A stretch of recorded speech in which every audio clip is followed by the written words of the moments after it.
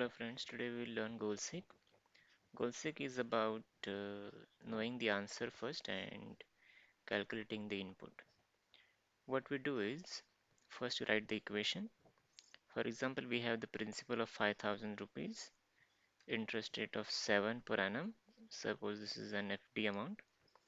So at the end of the year, we will get 350 as per the formula. Suppose we want to calculate monthly amount, then this is the monthly amount that we get. Suppose monthly we want 2000 rupees, so we want to know what should be the input value. So what we do is we go to what if analysis, we go to goal-seek. Set cell is generally the value that we want. Suppose we want monthly interest of 2000, and by changing cell means what should be the principal. Click on OK.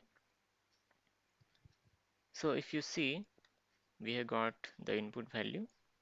It should be, click on OK.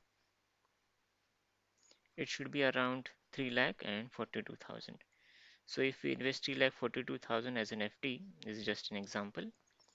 So we can get monthly interest of 2000.